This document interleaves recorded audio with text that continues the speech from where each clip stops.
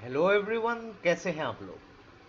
4 October 2021 the Hindu newspaper अगर आप पढ़ते हैं तो वहाँ पे एक जो खबर आई थी रिगार्डिंग ब्रह्मपुत्र हेरिटेज सेंटर।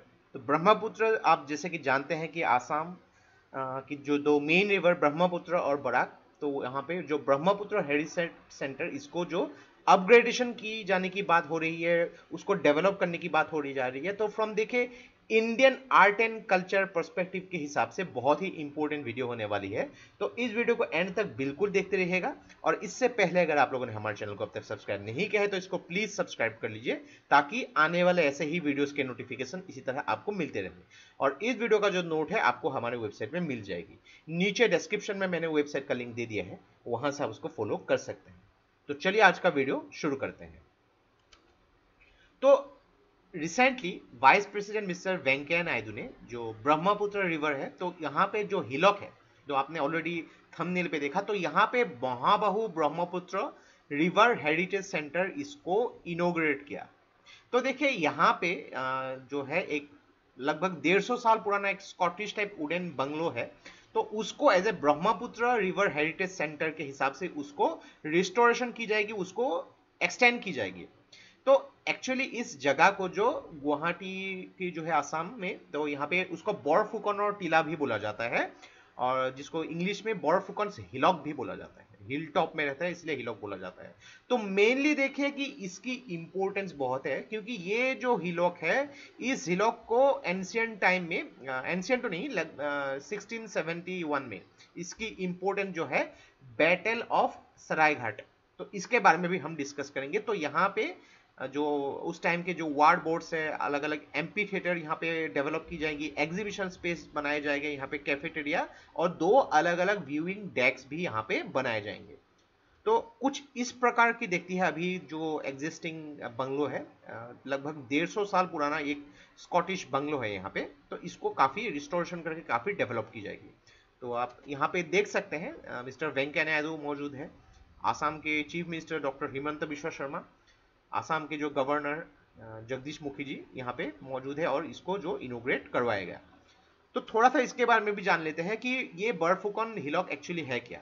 तो बर्फुकन जो है ये एक्चुअली क्या है कि एक सरनेम है, एक खिताब है जो गवर्नर जनरल को दिया जाता है। और इस खिताब जो ये सरनेम है इसको स्टार्ट किया था प्रताप सिंह आहूम किंग, जिनका एक नाम सुसेंगफा भी होते हैं। देखिए ये बहुत ही छोटी छोटी बात होते हैं, कभी कभी आपको एग्जाम में सीधे आपको सवाल पूछे जाएंगे। तो बर्फुकन क्या है कि ये कौन से किंगडम के साथ रिलेटेड है, ऐसे प्रश्न आपको सीधे पूछे जा सकते हैं। तो काफी इंपॉर्टेंट है ये।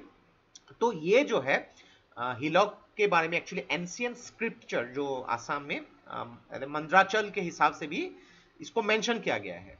तो इस हिलॉक को एक्चुअली 17वीं शताब्दी में एज ए मिलिट्री ऑफिस के हिसाब से जो आहूम के जो रूलर्स हैं उन्होंने यूज किया था।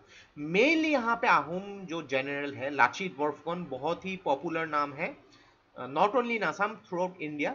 तो बैटल ऑफ सरायघाट जो 1671 में हुई थी बिटवीन आहूम और मुगल्स के बीच में, तो यहाँ पे आहूम ने मुगल्स को बहुत बुरी तरीके से हराया था। तो बहुत ही ज्यादा इस हिलॉक को यूज किया गया था। और बाद में कैप्टन आर्चिबाल्ड बोगले, तो ये क्या थे, असिस्टेंट कमिश्नर थे, और बाद में कामरूप डिस्ट्रिक्ट जो है इनके कलेक्टर भी बने। उन्होंने 1850 में ये बंगलो को बनवाया था। तो लगभग आप कैलकुलेट कर सकते हैं कि लगभग 170 साल से ज्यादा इस बंगलो की उम्र हो चुकी है। तो उसके बाद आफ्टर इंडिपेंडेंस इस बंगलो को as a deputy commissioner's bungalow के हिसाब से भी यूज किया गया था 2011 तक। तो इसको डीसी बंगलो भी बोला जाता है कभी कभी। तो थोड़ा सा यहाँ पे बैटल ऑफ सरायघाट के बारे में भी डिस्कस कर लेते हैं। तो battle of Saraighat one of the major battle जो मुगल और आहूम के बीच में हुआ था यहाँ पे। तो मुगल्स ने कई बार आहूम जो आसाम में आहूम के ऊपर अटैक किया था, तो हर बार यहाँ पे आप देख सकते हैं लगभग 17 बार उन लोग को हार का सामना करना पड़ा। और उसके बाद उन्होंने जो बैटल ऑफ इटाखुली है उसके बाद कभी भी आहूम किंगडम के ऊपर अटैक नहीं किया था। तो battle of Itakhuli was the last war fought between Ahom and Mughals. तो ये जो बैटल ऑफ सरायघाट है ये जो लड़ा गया था 1671 में, तो मुगल एम्पायर इसको लीड किया गया था राजा राम सिंह वन, और आहूम किंगडम को लीड किया गया था लाचित बोरफुकन ने। तो अभी क्या होता है कि आहूम किंगडम उस टाइम में जो है इन कंपैरिजन तो मुगल काफी कमजोर भी थी, काफी जो मिलिट्री साइज भी कम थी, मुगल बहुत ज्यादा स्ट्रांग थी उस टाइम में। तो इतने ही कम रिसोर्सेस में अलग अलग यहाँ पे टैक्टिक्स, स्पेशली गोरिल्ला टैक्टिक्स हो गई, डिप्लोमेटिक निगोशिएशंस, काफी मिलिट्री इंटेलिजेंस करके जो मुगल को हराया था। और मुगल को हराने में उनकी सबसे बड़ी जो वीकनेस है, जो नेवल फोर्सेस, उसको एक्सप्लॉइट किया गया था। तो मेनली बैटल ऑफ सरायघाट आप बोल सकते हैं कि नदियों में ब्रह्मपुत्र रिवर के ऊपर उसको लड़ा गया था, आप बोल सकते हैं major part of the battle. तो ये इसको अभी भी greatest naval battle ever fought in a river के हिसाब से माना जाता है। तो कभी कभी आपको स्टेटमेंट बेस्ड प्रश्न भी ऐसे पूछे जा सकते हैं, इनको इग्नोर मत कीजिएगा। लाचित बोरफुकन के बारे में भी जान लेते हैं। लाचित बोरफुकन, इनकी जन्म हुई थी 1622 में, और उनको जो है बैटल ऑफ सरायघाट 1671 में उनके लीडरशिप के लिए जाना जाता है। और उनके ही ब्रेवरी के वजह से जो है मुगल जो है आसाम में कब्जा नहीं कर पाए थे। तो इतना भी कहा जाता है कि एक जो फोर्ट बनवाना था, और ये कहा जाता है कि मान्यता है कि इस फोर्ट को जो है प्रोटेक्शन के लिए एक ही रात में बनवाया गया था। और उस टाइम में वो इतने ज्यादा सिंसियर थे कि अपने मामा को एक्चुअली उस फोर्ट की जिम्मेदारी दी थी, लेकिन उनके मामा जो है थोड़े देर के लिए सो गए थे रात को, तो अपनी मामा को भी उन्होंने मार दिया था, ताकि देश से बड़ा मामा नहीं है, उनका कहना था।